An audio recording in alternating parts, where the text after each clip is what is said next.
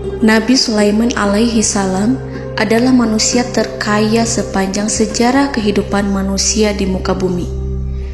Dalam beberapa kitab suci seperti Al-Quran, Alkitab, dan Injil, Nabi Sulaiman alaihi salam dijelaskan sebagai manusia terkaya yang pernah hidup di muka bumi.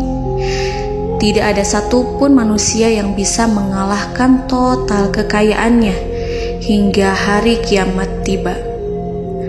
Para arkeolog telah menemukan situs peninggalan sejarah Islam yang mengungkap total kekayaan Nabi Sulaiman alaihi salam.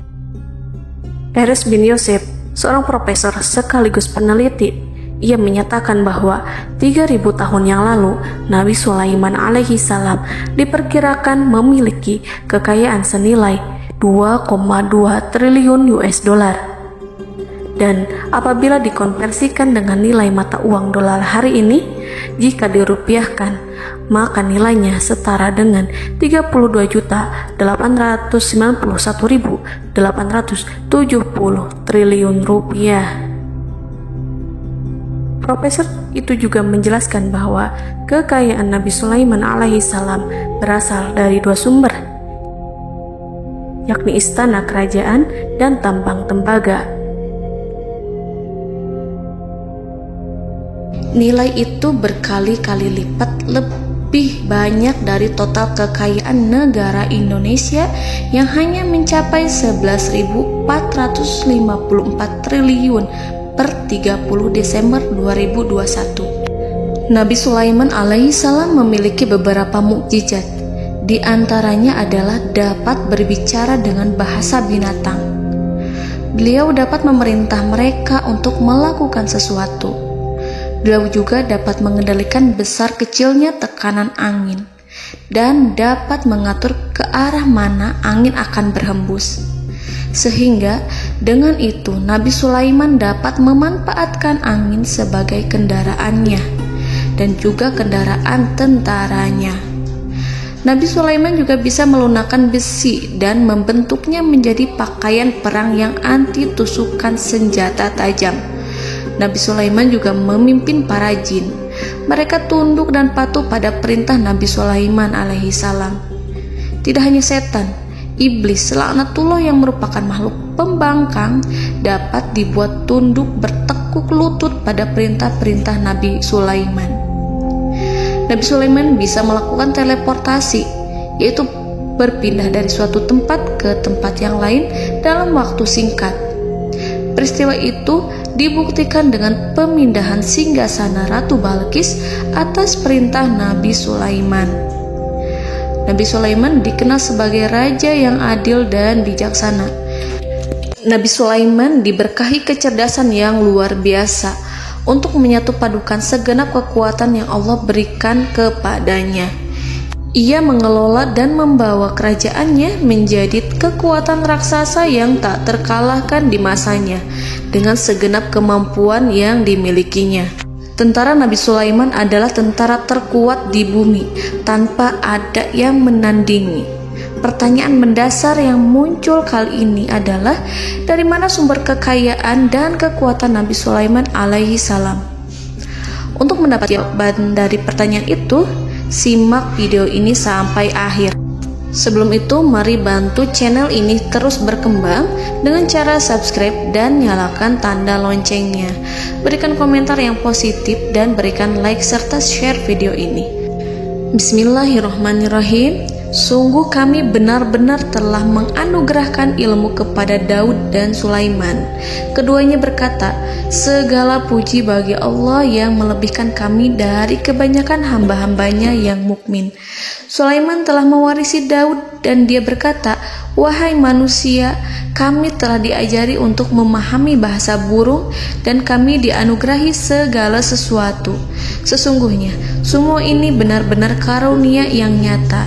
Quran Surat An-Naml ayat 15-16. Saudara-saudaraku yang dirahmati Allah, pada ayat di atas disebutkan bahwa Sulaiman telah mewarisi Daud. Nabi Sulaiman mewarisi Nabi Daud dalam sisi kenabian dan kekuasaan, bukan mewarisi harta, karena para nabi tidak mewariskan harta. Sebab sepeninggalan mereka, harta para nabi menjadi sedekah bagi orang-orang yang ada di sekitarnya, yaitu orang-orang fakir dan orang-orang yang membutuhkan. Dan harta para nabi tidak dikhususkan bagi kalangan keluarganya. Rasulullah Shallallahu Alaihi Wasallam bersabda, "Kami para nabi tidak mewariskan. Nabi Sulaiman mewarisi kenabian dari Nabi Daud. Ini adalah hal yang jelas. Allah telah memilihnya sebagai nabi dari Bani Israel. Begitu juga Allah telah memberinya kekuasaan kerajaan sehingga ia menjadi pemimpin Bani Israel." Barangkali sesuatu yang paling penting yang diwarisi oleh Nabi Sulaiman dari Nabi Daud adalah tradisi militer. Kemajuan militer yang dahsyat telah berpindah kepada Nabi Sulaiman. Nabi Daud sebenarnya adalah seorang penggembala kambing yang sangat miskin, tetapi seiring dengan perjalanan waktu, ia menjadi komandan pasukan tiada tanding. Nabi Daud alaihi salam mengetahui bahwa kekuatan hakiki yang mengatur alam semesta adalah kekuatan Allah.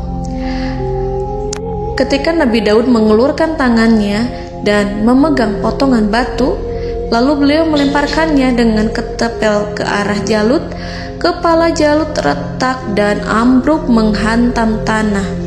Ini sebagai bentuk demonstrasi kekuatan darinya. Kehadiran Nabi Daud mengubah pasukan Bani Israel, di mana mereka sebelumnya lari jika berhadapan dengan musuh. Maka kini keberadaan mereka mulai diperhitungkan di masa hidupnya. Nabi Daud mengalami peperangan yang sangat banyak, tapi Al-Quran tidak menceritakan secara terperinci. Hal itu dikarenakan karena Al-Quran adalah kitab dakwah di jalan Allah, bukan kitab sejarah.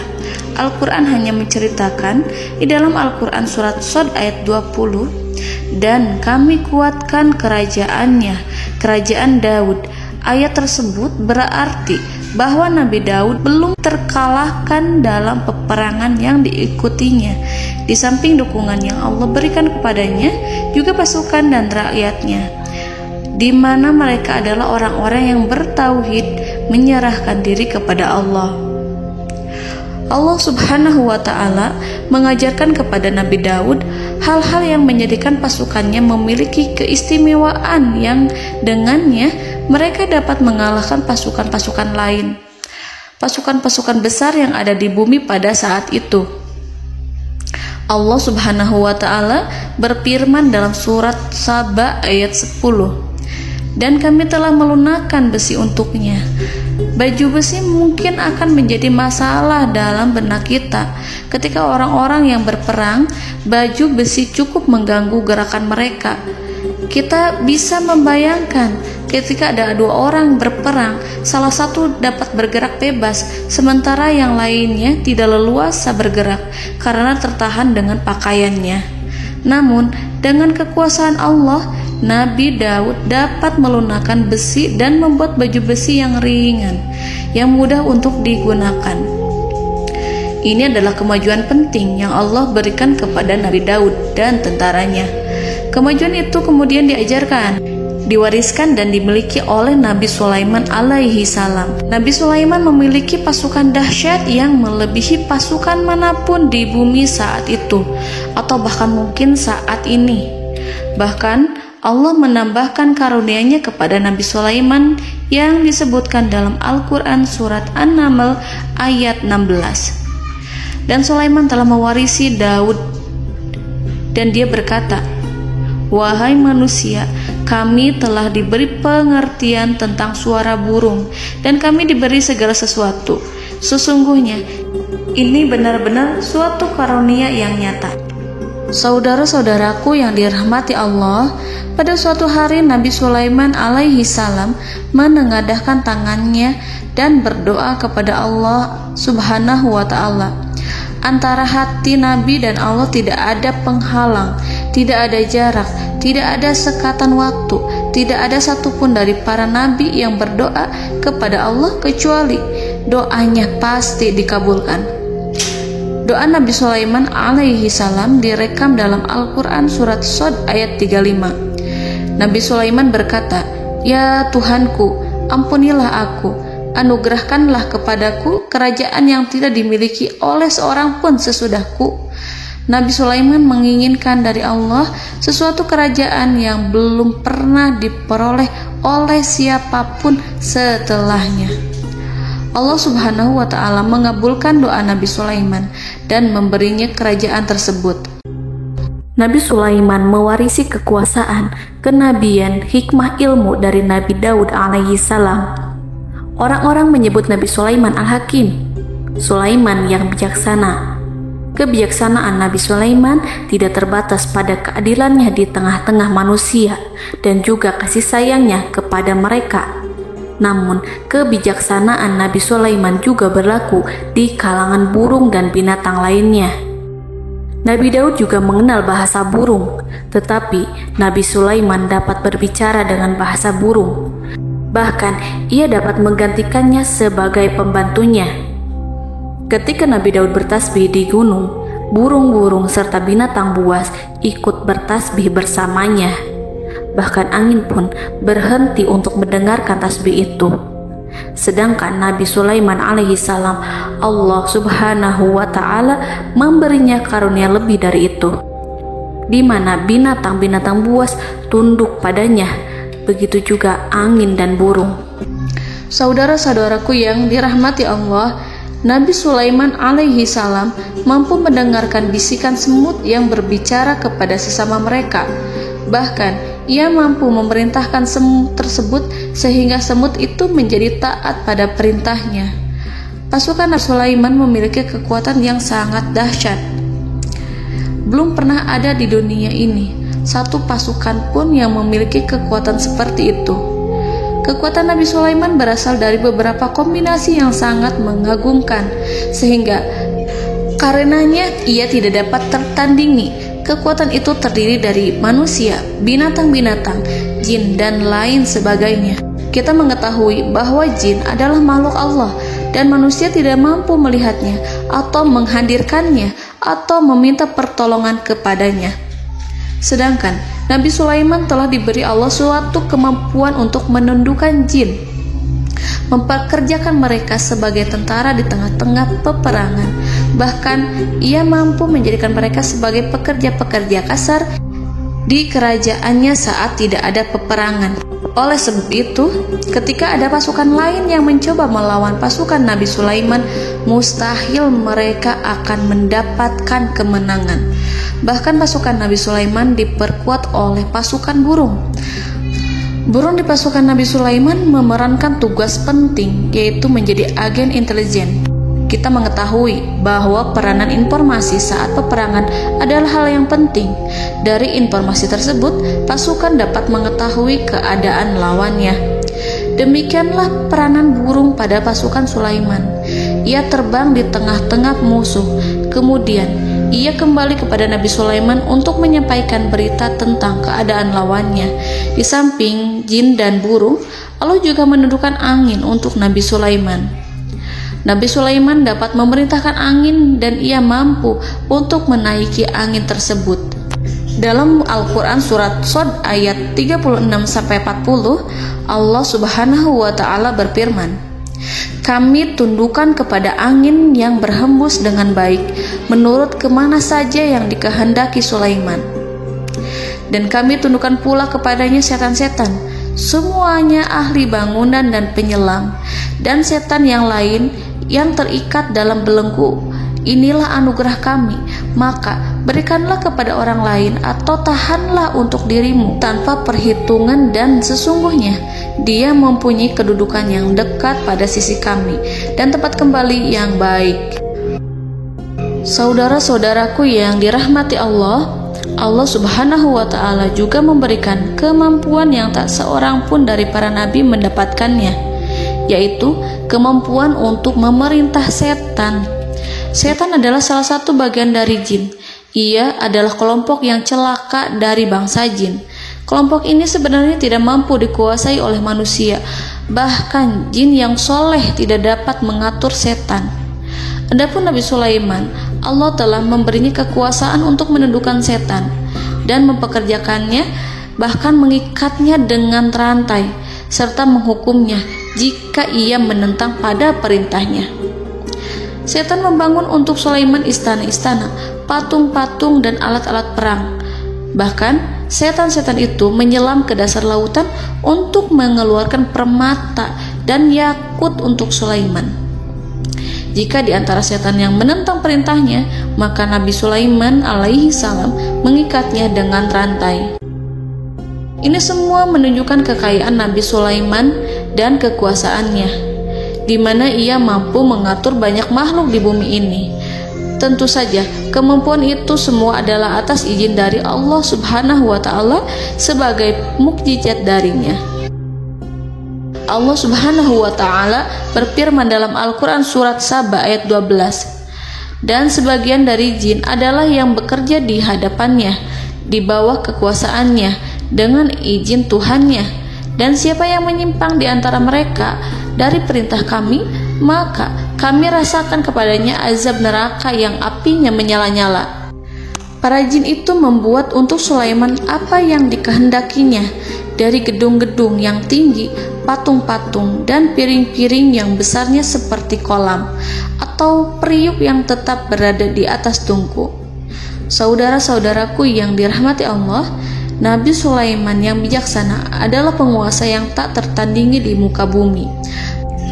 Meskipun memperoleh nikmat-nikmat khusus yang agung itu yang Allah berikan kepada Sulaiman, beliau tetap menunjukkan dirinya sebagai manusia yang paling banyak berzikir kepada Allah dan manusia yang paling banyak bersyukur di zamannya.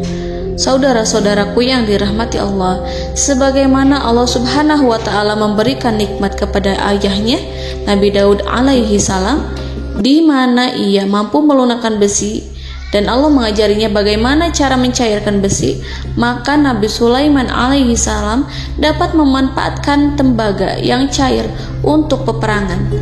Dan juga di saat perdamaian, pada saat peperangan, beliau mencampur tembaga dengan besi dan menjadikannya perunggu. Mereka menggunakan senjata-senjata perunggu dalam peperangan, seperti pedang, baju besi, dan juga pisau. Senjata-senjata ini adalah senjata yang paling kuat pada saat itu. Sedangkan di saat damai, tembaga digunakan untuk membuat bangunan, perhiasan, dan sebagainya. Meskipun Nabi Sulaiman mendapatkan nikmat yang besar dan karunia yang khusus, Allah Subhanahu wa Ta'ala mengujinya dengan suatu ujian yang dahsyat. Ujian yang akan selalu datang kepada seorang hamba yang soleh. Ketika hamba itu mendapatkan kedudukan besar, maka ujiannya pun menjadi besar. Allah Subhanahu wa Ta'ala menguji Nabi Sulaiman dengan penyakit. Diceritakan oleh Fahru Roji, Nabi Sulaiman diuji dengan suatu penyakit yang keras, di mana kedokteran saat itu tidak dapat dan tidak mampu mengatasinya. Sakitnya Nabi Sulaiman sangat keras, sehingga para dokter dari kalangan manusia ataupun jin tidak mampu menghilangkan penyakit itu. Lalu burung-burung menghadirkan rumput-rumput yang dianggapnya sebagai obat, tetapi Nabi Sulaiman tak kunjung sembuh. Semakin hari penyakit Nabi Sulaiman semakin menjadi-jadi, sehingga ketika Nabi Sulaiman duduk di atas kursi, ia duduk bagaikan tubuh tanpa roh. Seakan-akan ia mati karena saking keras penyakit yang dideritanya. Sakit yang diderita oleh Nabi Sulaiman alaihi salam berlangsung sangat lama.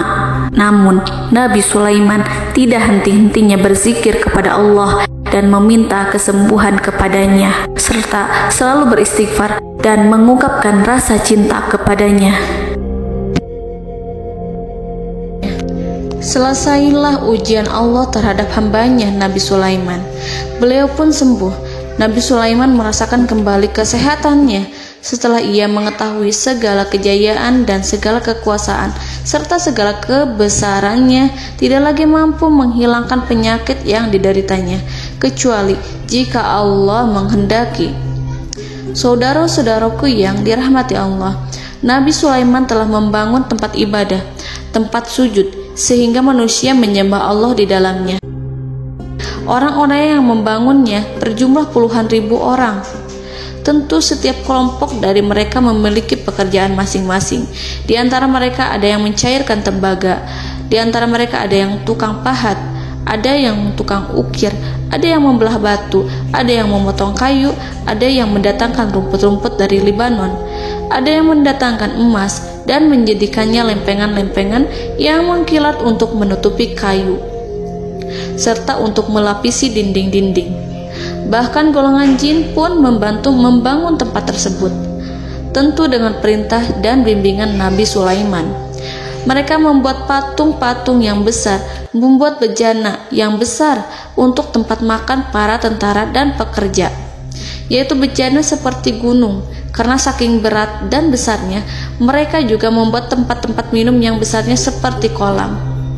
Nabi Sulaiman mengawasi para pekerjanya dan juga mengurusi masyarakatnya, di mana beliau mengenali problem mereka dan berusaha memecahkannya. Beliau juga mengawasi pasukan dari kalangan binatang dan burung. Beliau mengetahui apabila ada satu di antara mereka yang tidak datang, kemana ia pergi, serta mengapa ia pergi. Nabi Sulaiman menguasai pengetahuan itu semua. Nabi Sulaiman bukan hanya mengetahui problem tentara-tentaranya dari kalangan manusia ataupun tentaranya dari kalangan burung, namun ia juga menunjukkan kasih sayang terhadap semut, di mana beliau mendengar bisikannya dan tidak suka untuk menginjaknya. Nabi Sulaiman selalu menundukkan kepalanya ke bumi sebagai bentuk rasa rendah diri dan syukur kepada Allah. Pada suatu hari, Nabi Sulaiman alaihi salam berjalan di depan tentaranya dan tiba-tiba ia mendengar suara semut yang berkata kepada temannya dari kalangan semut. Hal itu terekam dalam Al-Quran surat An-Naml ayat 18-19. Wahai semut-semut, masuklah ke dalam sarang-sarangmu, agar kamu tidak terinjak oleh Sulaiman dan tentaranya, sedangkan mereka tidak menyadarinya. Nabi Sulaiman alaihi salam tersenyum mendengar itu, dan ia berdoa, Ya Allah, ya Tuhanku, berilah aku ilham untuk tetap mensyukuri nikmat-Mu yang telah Engkau anugerahkan kepadaku dan kepada kedua orang ibu bapakku, dan untuk mengerjakan amal soleh yang Kau ridhoi, dan masukkanlah aku ke dalam rahmat-Mu, ke dalam golongan hamba-hamba-Mu yang soleh. Saudara-saudaraku yang dirahmati Allah, meskipun Nabi Sulaiman mendapatkan kekuasaan dan memiliki tentara yang besar, namun beliau menunjukkan kasih sayang terhadap bangsa semut. Beliau mendengarkan bisikannya dan melihat semut yang ada di depannya. Oleh karena itu, tak mungkin baginya untuk menginjak golongan semut itu. Nabi Sulaiman bersyukur kepada Allah telah memberinya nikmat, yaitu nikmat rahmat dan kasih sayang. Di samping itu, Nabi Sulaiman alaihi salam adalah orang paling kaya di dunia. Istananya terbuat dari kayu gaharu yang memiliki wangi harum. Istananya terbuat dari emas yang terkadang dari kristal. Beliau juga memiliki kursi besar yang terbuat dari emas dan permata. Istana Nabi Sulaiman merupakan istana yang paling besar di dunia. Nabi Sulaiman menggunakan pakaian dari emas dan permata. Meskipun demikian, Nabi Sulaiman tetap menunjukkan sebagai hamba yang berserah diri dan rendah diri di hadapan Allah Subhanahu wa Ta'ala. Nabi Sulaiman yang merendahkan diri di hadapan Allah, ia selalu sujud kepada Allah, sebagaimana ayahnya yang selalu bertasbih pada Allah. Nabi Sulaiman selalu melantunkan lagu-lagu cinta ilahi dan hanya memuji Allah Subhanahu wa Ta'ala. Pada suatu hari, Nabi Sulaiman alaihi salam mengeluarkan perintah kepada pasukannya untuk bersiap-siap. Kemudian, Nabi Sulaiman keluar dan memeriksa pasukannya satu demi satu. Kelompok yang pertama adalah kelompok manusia. Nabi Sulaiman memperhatikan kesiapan mereka. Lalu Nabi Sulaiman mengeluarkan perintah-perintah kepada mereka. Kemudian Nabi Sulaiman memeriksa kelompok jin dan menyampaikan perintahnya kepada mereka. Beliau memenjarakan jin yang tampak bermalas-malasan saat bekerja. Lalu beliau memeriksa binatang dan berkata kepada mereka, apakah mereka sudah makan dengan baik? Apakah mereka tidur dengan nyenyak? Apakah ada yang mengadu pada mereka, misalkan karena penyediaan makanan yang tidak layak? Apakah ada di sana yang sakit dan lain sebagainya? Ketika Nabi Sulaiman merasa puas dengan semuanya, Nabi Sulaiman memasuki tenda tempat berkumpulnya para burung. Nabi Sulaiman alaihissalam kemudian memasuki tenda tersebut, mengamati keadaan di sekitarnya, sehingga beliau mengetahui bahwa ada satu burung yang tidak hadir, yaitu burung hudhud. Mengapa aku tidak melihat burung hudhud? Burung-burung yang lain tampak terdiam sebagai penghormatan, dan mereka mendengarkan apa yang akan dikatakan pemimpin mereka. Nabi Sulaiman mengarahkan pandangannya pada semua burung dan tidak menemukan burung hudhud di antara mereka. Tak seekor burung pun yang mengetahui keberadaannya. Burung hudhud absen pada apel wajib kali ini. Nabi Sulaiman mulai menampakkan kemarahannya. Tiba-tiba, seekor burung kecil memberanikan diri untuk berkata kepada Nabi Sulaiman, "Wahai Nabi yang mulia, seharusnya hudhud ada bersamaku kemarin untuk melaksanakan tugas penyelidikan. Ia adalah pemimpin misi itu. Namun, burung hudhud belum datang. Oleh karena itu, aku tidak pergi bersamanya." Burung itu tampak gemetar. Nabi Sulaiman mengetahui bahwa hudhud tidak hadir dan tak seorang pun mengetahui kemana ia pergi. Burung hudhud pergi tanpa izin terlebih dahulu. Dalam keadaan marah, Nabi Sulaiman berkata, "Sungguh aku benar-benar akan mengazabnya dengan azab yang sangat keras, atau benar-benar menyembelihnya, kecuali jika ia benar-benar datang kepadaku dengan alasan yang jelas." Kawanan burung-burung mengetahui bahwa Nabi Sulaiman sedang marah dan telah menetapkan untuk menyiksa burung hudhud atau menyembelihnya, atau justru memaafkannya dengan syarat ia datang dengan membawa alasan yang dapat menyelamatkannya, atau dengan kata lain, burung hudhud dapat memastikan bahwa ia melaksanakan tugas yang penting. Nabi Sulaiman menunjukkan kemarahan yang besar, sehingga siapapun akan merasa takut kepada Nabi Sulaiman yang marah. Nabi Sulaiman kemudian pergi dari tempat burung tersebut. Nabi Sulaiman masih memikirkan keadaan burung hudhud. Seharusnya burung hudhud menjadi bagian penting dari badan intelijen. Apakah ia pergi untuk menyingkap suatu, atau apakah ia pergi hanya untuk bermain-main? Nabi Sulaiman telah memperhatikan dan mengetahui bahwa burung hudhud adalah seekor burung yang cerdik dan juga fasih berbicara. Terkadang Nabi Sulaiman mendapati burung hudhud sedang bermain-main dan menunda-nunda pekerjaannya. Namun ketika Nabi Sulaiman melihatnya, burung hudhud memahami bahwa perbuatannya tidak benar. Oleh karena itu, ia tidak boleh menyampur adukan antara waktu serius dan waktu bermain. Tidak lama setelah itu, burung hudhud tiba di tempat para burung. Burung-burung yang lain berkata kepadanya, "Wahai hudhud, pergilah engkau ke tempat Nabi Sulaiman. Jika ia mengetahui bahwa engkau telah sampai, jiwamu benar-benar terancam." Mendengar itu, burung hudhud segera beranjak. Ia terbang menemui Nabi Sulaiman. Pada waktu itu, Nabi Sulaiman sedang duduk bersama tentaranya yang lain. Burung hudhud berdiri. Ia telah merencanakan untuk memulai pembicaraan dengan Nabi Sulaiman sebelum Nabi Sulaiman bertanya kepadanya kemana dia pergi. Ini sebagai bukti bahwa hudhud telah melaksanakan suatu tugas yang penting. Dalam Al-Quran Surat An-Naml ayat 22, burung hudhud berbicara, "Aku telah mengetahui sesuatu yang kamu belum mengetahuinya, dan kubawa kepadamu dari negeri Saba suatu berita penting yang diyakini seakan-akan burung hudhud hendak berkata, 'Aku adalah hudhud yang miskin, tapi aku mengetahui apa yang tidak engkau ketahui, dan aku telah datang kepadamu dari kerajaan Saba dengan membawa berita yang sangat penting.'" Nabi Sulaiman tampak terdiam menunggu hudhud menyelesaikan kisahnya. Dalam surat An-Naml ayat 23-24, burung hudhud berkata, "Sesungguhnya aku menjumpai seorang wanita yang memerintah mereka. Dia dianugerahi segala sesuatu serta mempunyai singgasana yang besar. Aku mendapati dia dan kaumnya menyembah matahari selain Allah, dan setan-setan telah menjadikan mereka memandang indah perbuatan-perbuatan mereka, lalu menghalangi mereka dari jalan Allah, sehingga mereka tidak mendapat petunjuk." Burung hudhud diam. Nabi Sulaiman merasa bahwa hudhud menunjukkan kepasihan lisannya. Nabi Sulaiman berkata dalam Quran Surat An-Naml ayat 27, sambil menunjukkan senyum manisnya. Nabi Sulaiman berkata, "Akan kami lihat apakah kamu benar, wahai Hudhud, ataukah kamu termasuk orang-orang yang berdusta." Seakan-akan burung Hudhud ingin mengatakan, "Aku tidak berbohong, wahai Nabi yang mulia." Namun diamnya Sulaiman membuat takut sehingga burung Hudhud terdiam. Nabi Sulaiman terdiam karena berpikir, lalu ia memutuskan sesuatu setelah itu. Beliau melihat kepada lainnya dan meminta secari kertas.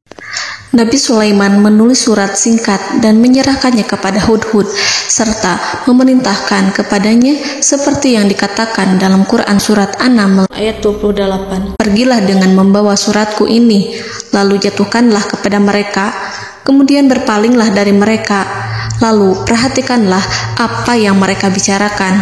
Al-Quranul Karim hanya menceritakan dalam Quran surat An-Naml bagaimana perginya Hudhud dan bagaimana ia menyerahkan surat itu.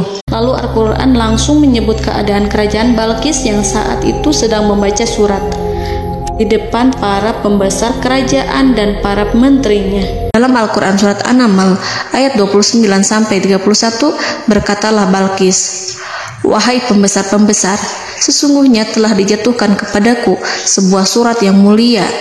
Sesungguhnya surat ini dari Sulaiman, dan sesungguhnya isinya dengan menyebut nama Allah yang Maha Pengasih lagi Maha Penyayang, bahwa janganlah kalian berlaku sombong terhadapku, dan datanglah kepadaku sebagai orang yang berserah diri." Saudara-saudaraku yang dirahmati Allah, dalam surat tersebut Nabi Sulaiman menyebutkan supaya mereka menyerahkan diri dan tunduk kepada perintah Nabi Sulaiman.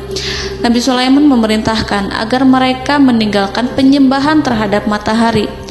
Nabi Sulaiman tidak mempersoalkan akidah mereka dan tidak memuaskan mereka dengan apapun. Nabi Sulaiman hanya memerintahkan bahwa ia berada di atas kebenaran. Bukankah ia didukung kekuatan yang berlandaskan keyakinan yang dimilikinya? Nabi Sulaiman hanya memerintahkan mereka agar tunduk dan patuh kepadanya. Ratu Sabak menyampaikan surat tersebut di tengah-tengah kaumnya. Dalam Quran surat An-Naml ayat 32 dijelaskan, "Dan berkatalah Balqis, wahai para pembesar, berilah aku pertimbangan dalam urusanku ini. Aku tidak pernah memutuskan sesuatu persoalan sebelum kamu berada dalam majelisku." Saudara-saudaraku yang dirahmati Allah, para pembesar istana Balqis menentang surat tersebut. Isi surat itu membangkitkan kesombongan kaum Sabak, di mana mereka merasa lebih kuat. Mereka mengetahui bahwa di sana ada seorang yang mencoba menentang mereka dan mengisyaratkan peperangan kepada mereka. Lalu ia meminta kepada mereka untuk memenuhi syarat-syaratnya sebelum terjadinya peperangan dan kekalahan. Dalam surat An-Naml ayat 33, mereka menjawab, "Kita adalah orang-orang yang memiliki kekuatan dan juga memiliki keberanian yang sangat besar dalam peperangan. Dan keputusan berada di tanganmu, wahai rajaku. Maka pertimbangkanlah apa yang akan kamu perintahkan." Saudara-saudaraku yang dirahmati Allah, para pembesar kaum Sabak seakan ingin berkata, "Kita siap untuk melaksanakan perang." Tampaknya ratu itu memiliki kebijakan yang lebih baik dari pembesar kaumnya. Surat Sulaiman itu membuatnya berpikir lebih jernih dan lebih berhati-hati. Ia berusaha sebisa mungkin menghindari peperangan. Ratu itu berpikir dalam tempo yang lama. Nama Sulaiman tidak diketahuinya dan ia pun belum pernah mendengarnya. Oleh karena itu, Ratu kaum Sabak tidak mampu mengetahui dan mendeteksi seberapa besar kekuatan Nabi Sulaiman. Boleh jadi Nabi Sulaiman memiliki kekuatan yang dahsyat, sehingga ia mampu memerangi kekuasaannya dan mengalahkannya. Kemudian Ratu memperhatikan apa yang ada di sekelilingnya. Ia melihat kemajuan masyarakatnya dan juga kekayaannya. Barangkali ia mengira bahwa Nabi Sulaiman iri terhadap kemajuan dan kekayaannya itu, sehingga Nabi Sulaiman ingin menyerangnya. Setelah mempertimbangkan isi surat Nabi Sulaiman dengan cermat, Ratu Sabak memilih untuk tidak bersikap ceroboh dan bodoh. Ratu lebih suka untuk menggunakan bahasa kelembutan. Ia mengirim kepada Nabi Sulaiman suatu hadiah yang besar. Ratu mengira bahwa Nabi Sulaiman seorang yang ambisius, yang boleh jadi ia telah mendengar tentang kekayaan kerajaan Saba. Para utusan pergi dengan membawa hadiah dari Ratu Saba. Ratu berharap agar mereka dapat memasuki kerajaan Nabi Sulaiman dan akan mengetahui kondisi kerajaannya. Saat mereka pulang, Ratu ingin mendengar secara langsung dari mereka tentang bagaimana keadaan kaum Nabi Sulaiman dan pasukannya. Setelah mendapatkan informasi yang cukup, maka Ratu Balqis dapat membuat sesuatu keputusan yang tepat. Ratu menyembunyikan apa yang terlintas dalam pikirannya, lalu ia berbicara kepada pembesar istananya bahwa ia dapat menyingkap niat jahat Raja Sulaiman melalui cara mengirimkan hadiah kepadanya. Ratu lebih memilih cara tersebut dan menunggu reaksi dari Nabi Sulaiman. Ratu berhasil memuaskan para pembesar istana, dan untuk sementara ia menghilangkan ide untuk berperang. Karena para raja jika menyerang suatu desa, maka pemimpin desa tersebut adalah orang yang paling banyak mendapatkan kehinaan. Akhirnya, para pembesar kaumnya merasa puas dengan pikiran Ratu Balqis. Saudara-saudaraku yang dirahmati Allah, dalam surat An-Naml ayat 34-35 dijelaskan, Ratu Balqis berkata, "Sesungguhnya raja-raja apabila memasuki suatu negeri, niscaya mereka akan membinasakannya dan menjadikan penduduknya yang mulia menjadi hina. Dan demikian pula lah yang akan mereka perbuat. Dan sesungguhnya aku akan mengirim utusan kepada mereka dengan membawa hadiah, dan aku akan menunggu apa yang akan dibawa kembali oleh utusan itu." Kemudian sampailah hadiah dari Ratu Balqis kepada Nabi Sulaiman. Para intelijen Nabi Sulaiman memberitahunya bahwa utusan Balqis datang dengan membawa hadiah. Nabi Sulaiman langsung mengetahui bahwa Ratu Balqis itu sengaja mengirim orang-orangnya untuk mengetahui atau untuk mendapatkan informasi tentang kekuatannya. Lalu setelah itu ia akan mengambil keputusan atau mengambil sikap kepada kerajaan Sulaiman. Nabi Sulaiman segera memanggil semua pasukannya untuk berkumpul. Utusan Balqis segera memasuki istana Nabi yang dipenuhi dengan pasukan yang besar bersenjata. Melihat itu, utusan Ratu Balqis tercengang dan terkejut ketika mereka melihat kekayaan yang mereka bawa tidak ada apa-apanya dibandingkan dengan kerajaan Nabi Sulaiman. Hadiah mereka tampak tidak berarti. Emas yang mereka bawa tampak tidak memiliki makna saat mereka memasuki istana Nabi Sulaiman yang terbuat dari kayu-kayu pohon gaharu yang mengeluarkan bau yang harum serta dihiasi dengan emas permata. Para utusan Ratu Balqis berdiri bersama Nabi Sulaiman dan menyaksikan bagaimana Nabi Sulaiman mengendalikan pasukannya. Kemudian mereka mulai berpikir tentang kekuatan dan kualitas pasukan Nabi Sulaiman. Betapa kagetnya mereka ketika melihat di tengah-tengah pasukan itu terdapat singa, burung, dan tentara dari kalangan manusia yang mampu terbang. Mereka pun sadar bahwa mereka di hadapan pasukan yang tiada tandingannya. Selesailah demonstrasi pasukan Nabi Sulaiman. Kemudian para utusan ratu dipersilahkan maju ke tempat hidangan makanan. Para utusan itu sangat terkejut ketika melihat berbagai macam makanan dari penjuru dunia ada di depannya. Dan di antara makanan itu terdapat pula makanan yang biasa ditemukan di negeri mereka. Tetapi mereka melihat bahwa makanan itu memiliki rasa yang lebih istimewa. Selain itu, piring-piring yang ada di depan mereka terbuat dari emas, dan mereka dilayani oleh laki-laki yang berhias dengan emas. Di meja makan itu terdapat burung, ikan laut, dan berbagai macam daging yang mereka tidak mampu lagi membedakan daging apa itu. Nabi Sulaiman tidak makan bersama mereka, tapi beliau makan dengan menggunakan piring yang terbuat dari kayu. Beliau memakan roti yang kering yang dicampur dengan minyak. Inilah makanan yang dipilih Nabi Sulaiman. Makan bersama mereka dalam keadaan diam, mereka merasa kehadiran Nabi Sulaiman menciptakan suatu wibawa yang luar biasa. Selesai perjamuan itu, lalu dengan sangat malu mereka menyerahkan hadiah dari Ratu Balkis kepada Nabi Sulaiman.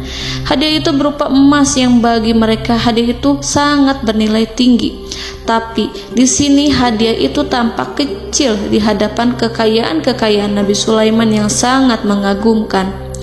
Nabi Sulaiman memperhatikan hadiah dari Ratu Balkis itu dan berkata dalam Quran surat An-Naml ayat 36, "Maka apa yang diberikan Allah kepadaku lebih baik daripada apa yang diberikannya kepadamu, tetapi kamu merasa bangga dengan hadiahmu." Saudara-saudaraku, Raja Sulaiman menyingkap dengan kata-katanya yang singkat itu penolakannya terhadap hadiah mereka. Ia memberitahu utusan itu bahwa ia tidak menerima hadiah tersebut. Ia tidak merasa puas dengan hadiah itu. Yang membuatnya puas hanyalah, "Janganlah kalian berlaku sombong terhadapku dan datanglah kepadaku sebagai orang-orang yang berserah diri." Lalu Nabi Sulaiman berkata kepada mereka dengan pelan. Hal itu diabadikan dalam Al-Quran surat An-Naml ayat 37. "Kembalilah kepada mereka, sungguh kami akan mendatangi mereka dengan bala tentara yang mereka tidak kuasa melawannya. Dan pasti kami akan mengusir mereka dari negara itu, yaitu negeri Saba, dengan terhina. Dan mereka akan menjadi tawanan-tawanan yang hina." Saudara-saudaraku yang dirahmati Allah, Nabi Sulaiman kemudian meninggalkan para utusan ratu setelah terlebih dahulu mengancam mereka. Para utusan itu berharap agar Nabi Sulaiman mau menunggu kunjungan Ratu Balkis yang akan membawa misi perdamaian.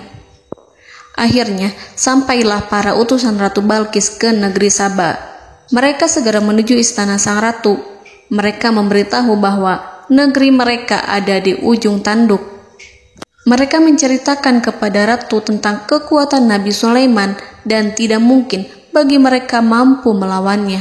Mereka meyakinkan Ratu Balkis bahwa ia harus mengunjunginya dan melihat sendiri bagaimana kebesaran kerajaan Nabi Sulaiman. Kemudian Ratu Balkis menyiapkan dirinya untuk pergi menuju kerajaan Nabi Sulaiman. Nabi Sulaiman duduk di kursi kerajaan di tengah-tengah para pembesarnya dan para menterinya, serta para komandan pasukannya. Beliau berpikir tentang sosok Balkis. Nabi Sulaiman mengetahui bahwa Balkis menuju tempatnya. Balkis dikelilingi rasa takut. Nabi Sulaiman berpikir sejenak tentang bagaimana matahari disembah. Ia memikirkan bagaimana informasi yang diterima oleh intelijennya tentang kemajuan kerajaan Balkis dalam bidang kesenian dan ilmu pengetahuan. Nabi Sulaiman bertanya kepada dirinya sendiri, apakah kemajuan menjadi penghalang untuk mengetahui kebenaran?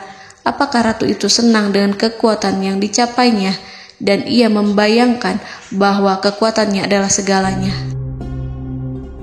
Dengan kemajuan yang dimilikinya, Nabi Sulaiman ingin membuat kejutan agar ratu mengetahui bahwa Islam yang diyakini oleh Nabi Sulaiman adalah satu-satunya yang mampu mendatangkan kemajuan dan kekuatan yang hakiki, sehingga ia dapat membandingkan antara keyakinannya dalam menyembah matahari beserta kemajuan yang dicapainya dengan keyakinan Nabi Sulaiman beserta kemajuan yang diraihnya.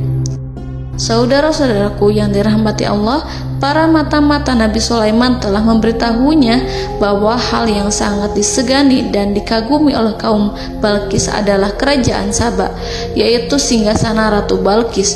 Singgasana itu terbuat dari emas dan batu delima. Singgasana tersebut dijaga oleh penjaga yang sangat disiplin, di mana mereka tidak pernah lalai sedikit pun. Oleh karena itu, sangat tepat apabila Nabi Sulaiman menghadirkan singgasananya di sini, di kerajaannya, sehingga ketika ratu tiba, maka ia dapat duduk di atasnya. Nabi Sulaiman ingin membuat kejutan kepadanya dan menunjukkan bahwa kemampuannya tersebut yang berlandaskan pada keislaman. Nabi Sulaiman melakukan yang demikian itu dengan harapan agar si ratu tunduk kepadanya. Ide itu terlintas dalam diri Nabi Sulaiman. Lalu ia mengangkat kepalanya dan menoleh kepada anak buahnya. Hal itu diabadikan dalam Quran surat An-Naml ayat 38. Wahai para pembesar, Siapakah di antara kamu sekalian yang sanggup membawa singgasananya kepadaku sebelum mereka datang kepadaku sebagai orang-orang yang berserah diri? Saudara-saudaraku, perhatikanlah ungkapan pikiran Nabi Sulaiman tersebut. Semua pemikirannya berkisar tentang keislaman para penyembah matahari, tentang bagaimana beliau dapat memberikan petunjuk kepada mereka di jalan Allah.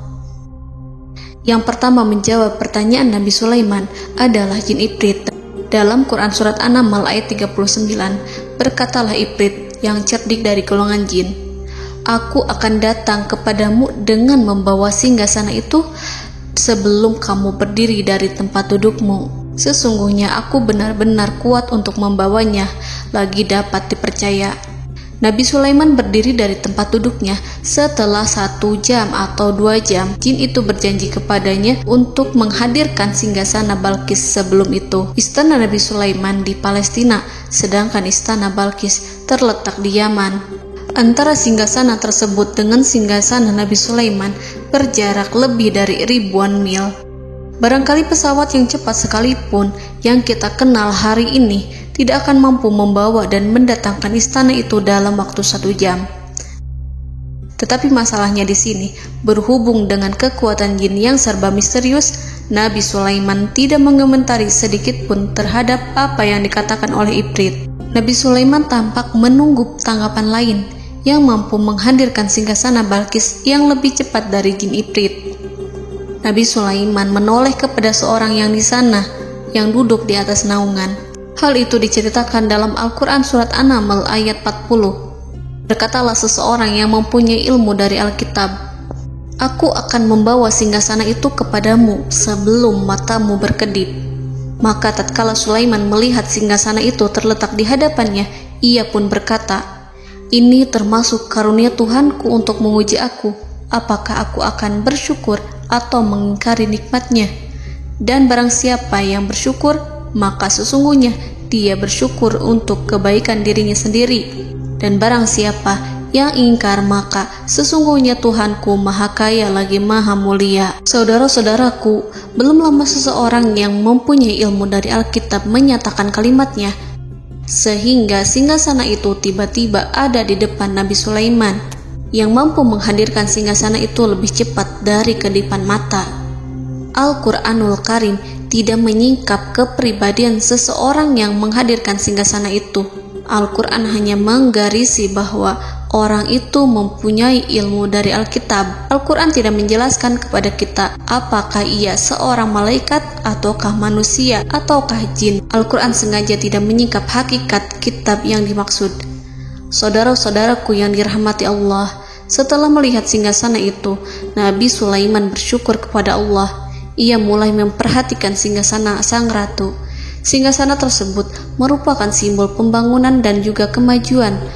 Tetapi tampaknya ia hanya sesuatu yang biasa saja jika dibandingkan dengan kekuasaan dan kebesaran ciptaan yang dibuat oleh manusia dan jin di kalangan istana Nabi Sulaiman. Nabi Sulaiman memikirkan dalam tempo yang sangat lama singgasana Ratu Balqis itu. Kemudian beliau memerintahkan agar singgasana itu diperbaiki, sehingga saat Ratu Balqis datang, dia akan mengujinya. Apakah Ratu Balqis dapat mengenali singgasananya ataukah tidak? Dalam Al-Quran Surat An-Naml ayat 41, Nabi Sulaiman berkata, "Ubahlah baginya singgasananya, maka kita akan melihat apakah dia mengenal ataukah dia termasuk orang-orang yang tidak mengenalnya."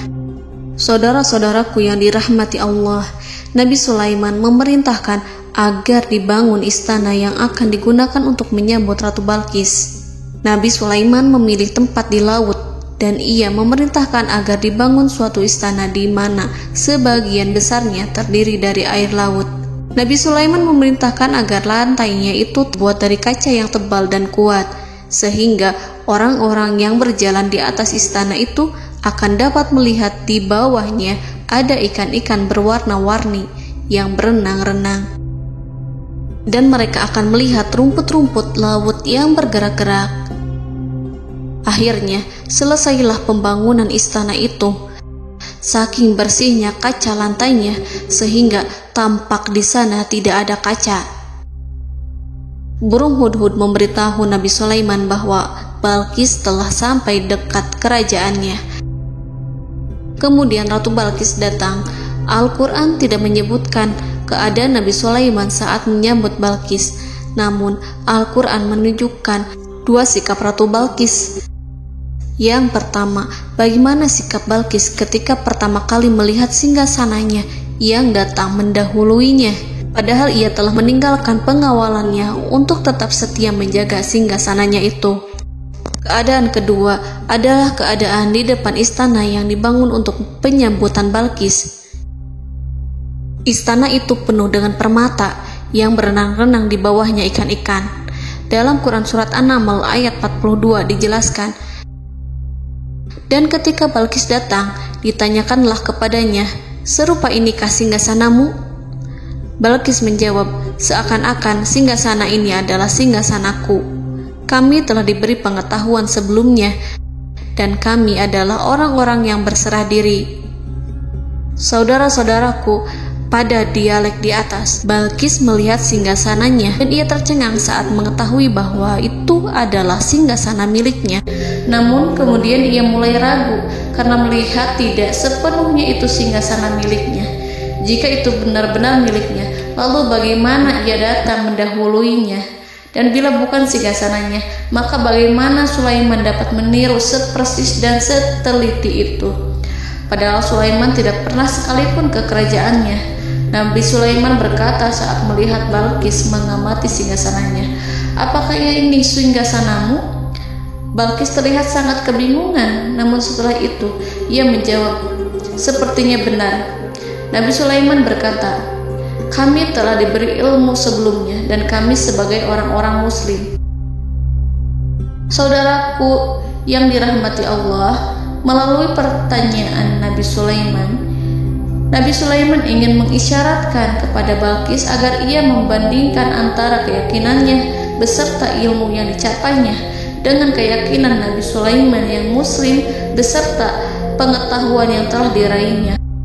Penyembahan terhadap matahari dan pencapaian ilmu yang dicapai oleh Ratu Balkis tanpa tidak ada apa-apanya dibandingkan dengan ilmu Nabi Sulaiman dan keislaman. Nabi Sulaiman telah mendahuluinya dalam bidang ilmu karena keislamannya. Karena itu, sangat mudah baginya untuk mengungguli Balkis dalam ilmu-ilmu yang lainnya. Demikianlah yang disyaratkan dalam pertanyaan Nabi Sulaiman kepada Ratu Balkis. Ratu Saba itu mengetahui bahwa ini adalah singgasananya, di mana singgasana itu datang lebih dahulu daripada dirinya. Beberapa bagian darinya telah diubah saat Balkis masih di perjalanan menuju ke tempat Nabi Sulaiman. Ia berpikir kemampuan apa yang dimiliki Nabi Sulaiman. Ratu Balkis tercengang melihat apa yang disaksikannya, yang berupa buah dari keimanan Nabi Sulaiman dan hubungannya dengan Allah Subhanahu wa Ta'ala. Sebagaimana Balkis juga tercengang ketika melihat kemajuan di bidang ilmu pembangunan, seni, dan ilmu-ilmu yang lainnya. Maka ia tidak lebih kagum lagi saat melihat hubungan yang kuat antara keislaman Nabi Sulaiman dengan ilmunya, serta kemajuan yang diraihnya. Dalam Al-Quran Surat An-Naml ayat 43 dijelaskan, dan apa yang disembahnya selama ini selain Allah mencegahnya untuk melahirkan keislamannya, karena sesungguhnya ia terdahulu termasuk orang-orang yang kafir. Saudara-saudaraku yang dirahmati Allah, berguncanglah dalam benak Balkis ribuan hal ketika melihat keyakinan kaumnya runtuh di hadapan Nabi Sulaiman. Ia menyadari matahari yang disembahnya hanya merupakan ciptaan Allah, dan Allah yang menggerakkannya untuk hamba-hambanya. Lalu terbitlah matahari kebenaran dalam dirinya. Hatinya diterangi oleh cahaya baru yang tidak akan tenggelam seperti tenggelamnya matahari. Masa keislamannya hanya menunggu waktu. Ratu Balkis memilih waktu yang tepat untuk mengumumkan keislamannya. Allah Subhanahu wa Ta'ala berfirman dalam Quran Surat An-Naml ayat 44. Dikatakan kepadanya, masuklah ke dalam istana. Maka tatkala ia melihat lantai istana itu, dikiranya kolam air yang besar dan disingkapnya dua betisnya. Berkatalah Sulaiman, sesungguhnya ia adalah istana licin yang terbuat dari kaca. Berkatalah Balqis, "Wahai Tuhanku, sesungguhnya aku telah berbuat zalim terhadap diriku dan aku berserah diri bersama Sulaiman kepada Allah Tuhan semesta alam." Saudara-saudaraku yang dirahmati Allah, dikatakan kepada Balqis, "Masuklah ke dalam istana." Ketika ia masuk, maka ia tidak menyaksikan adanya kaca, tetapi ia melihat air, sehingga ia mengira akan bersinggungan dengan air. Lalu ia menyingkapkan sedikit bajunya agar bajunya itu tidak basah. Nabi Sulaiman mengingatkannya tanpa melihatnya agar ia tidak khawatir terhadap pakaiannya, karena pakaiannya tidak akan basah, sebab di sana tidak ada air. Itu sekedar kaca yang halus, yang saking halusnya sehingga ia tidak tampak. Pada kesempatan itulah Balqis mengumumkan keislamannya, yang mengakui kelalimannya, dan ia menyatakan menyerahkan diri kepada Nabi Sulaiman dan kepada Allah Tuhan semesta alam. Lalu kaumnya pun mengikutinya dan mereka memeluk Islam. Balqis menyadari ia berhadapan dengan penguasa yang terbesar di bumi dan Nabi Allah yang mulia. Untuk pertama kalinya, wajah Sulaiman tampak dihiasi dengan senyuman yang menunjukkan kepuasannya sejak Balqis mengunjunginya. Demikianlah Nabi Sulaiman mewujudkan kejayaannya yang hakiki dan menyebarkan cahaya Islam di muka bumi. Saudara-saudaraku, Al-Quran tidak menyebutkan kisah Balqis setelah keislamannya. Para ahli tafsir mengatakan bahwa ia menikah dengan Nabi Sulaiman. Selain itu, ada yang mengatakan bahwa ia menikah dengan salah satu orang dekat Nabi Sulaiman. Ada juga yang mengatakan bahwa sebagian Raja Habasyah adalah keturunan dari buah perkawinan ini. Wallahu a'lam bishawab. Saudara-saudaraku yang dirahmati Allah, Nabi Sulaiman hidup di tengah-tengah kejayaan dan kemuliaan di bumi. Kemudian Allah menetapkan kematian untuknya, sebagaimana kehidupan Sulaiman berada di puncak kemuliaan dan kejayaan yang penuh dengan keajaiban yang luar biasa, maka kematiannya pun merupakan tanda-tanda kebesaran Allah yang penuh dengan keajaiban. Demikianlah bahwa kematiannya sesuai dengan kehidupannya, sesuai dengan kejayaannya. Allah berfirman tentang kematian Sulaiman di dalam Al-Quran surat Saba ayat 14. "Maka tatkala kami telah menetapkan kematian Nabi Sulaiman, tidak ada yang menunjukkan kepada mereka kematiannya itu kecuali rayap yang memakan tongkatnya. Maka tatkala ia telah tersungkur, tahulah jin bahwa kalau sekiranya mereka mengetahui yang gaib, tentulah mereka tidak akan tetap dalam siksa yang menghinakan." Saudara-saudaraku, kemampuan Nabi Sulaiman untuk menundukkan jin dan mempekerjakan mereka serta hubungan mereka dengan semua itu menimbulkan fitnah di tengah-tengah manusia. Dalam hal tertentu, kematian Nabi Sulaiman merupakan batasan jawaban terhadap fitnah ini. Kami tidak mengetahui siapa yang mengklaim bahwa jin mengetahui hal yang gaib. Apakah itu setan yang terkutuk, atau jin yang bodoh, atau manusia yang tertipu? Kami tidak mengetahui siapa yang bertanggung jawab terhadap tersebarnya isu yang keliru ini. Yang kita ketahui adalah bahwa hal tersebut adalah mempengaruhi sebagian manusia dan jin. Barangkali manusia berkata kepada diri mereka, selama jin melakukan perbuatan yang luar biasa ini, maka apa gerangan yang menjadikan mereka tidak mengetahui hal yang gaib itu? Manusia itu lupa bahwa kunci kegaiban berada di tangan Allah. Masalah ilmu gaib tidak akan mampu dikuasai oleh jin dan manusia. Hanya Dia yang mengetahuinya, dan manusia diberitahu hanya sedikit sekali. Saudara-saudaraku yang dirahmati Allah, seakan-akan Allah telah merencanakan bahwa kematian Sulaiman bertujuan untuk menghancurkan pemikiran itu, yaitu pemikiran bahwa jin mengetahui hal-hal yang gaib. Jin bekerja untuk Nabi Sulaiman selama beliau hidup, dan tatkala beliau meninggal, maka tugas mereka menjadi bebas. Nabi Sulaiman meninggal tanpa diketahui oleh jin, sehingga mereka tetap bekerja untuk mereka, tetap mengabdi kepada Sulaiman.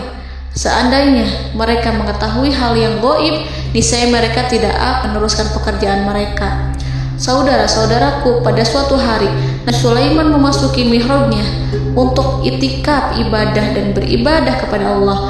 Tak seorang pun yang berani mengganggu khalwatnya. Mihrab Sulaiman terletak di puncak gunung dan dindingnya terbuat dari permata. Pada suatu hari, Nabi Sulaiman duduk bersandar pada tongkatnya dan ia tampak tenggelam dalam tafakur. Beliau berzikir pada Allah hingga rasa kantuk menguasainya. Lalu setelah itu malaikat maut menemuinya. Nabi Sulaiman pun meninggal. Beliau bersandar kepada tongkatnya. Jin melihatnya dan mengira bahwa beliau sedang sholat, sehingga mereka pun terus melanjutkan pekerjaannya. Berlalulah hari demi hari yang panjang. Datanglah rayap, yaitu semut kecil yang memakan kayu. Hewan itu mulai memakan tongkat Nabi Sulaiman. Rayap itu tampak lapar. Sebagian dari tongkat Nabi Sulaiman dimakan beberapa hari oleh rayap itu. Ketika yang dimakannya semakin bertambah, maka tongkat itu pun menjadi rusak dan kemudian jatuh dari tangan Nabi Sulaiman alaihi salam. Tubuh mulia itu kehilangan keseimbangan dan kemudian jatuh terhempas di bumi. Tatkala tubuh suci itu tersungkur, maka manusia segera menuju ke arahnya. Mereka menyadari dan mengetahui bahwa Nabi Sulaiman telah meninggal dalam waktu yang lama. Jin menyadari bahwa mereka tidak mengetahui hal yang gaib dan manusia pun mengetahui hakikat ini. Seandainya jin mengetahui hal yang gaib, niscaya ia tidak akan meneruskan siksa yang hina. Mereka tidak akan bekerja kepada Sulaiman. Demikianlah Nabi Sulaiman alaihi salam meninggal dalam keadaan duduk dan sholat di mihrabnya. Lalu berita itu tersebar bagaikan api di bumi. Manusia, burung, dan binatang buas mengantarkan jenazah Nabi Sulaiman. Sekawanan burung tampak sedih dan menangis. Semua makhluk bersedih. Akhirnya tak seorang pun mengetahui bahasa burung di bumi. Meninggallah seorang yang memahami pembicaraan burung, binatang-binatang, jin, dan lain sebagainya. Burung-burung itu berkata, betapa beratnya kehidupan di tengah orang-orang yang tidak mengetahui pembicaraan kita. Allahu a'lam.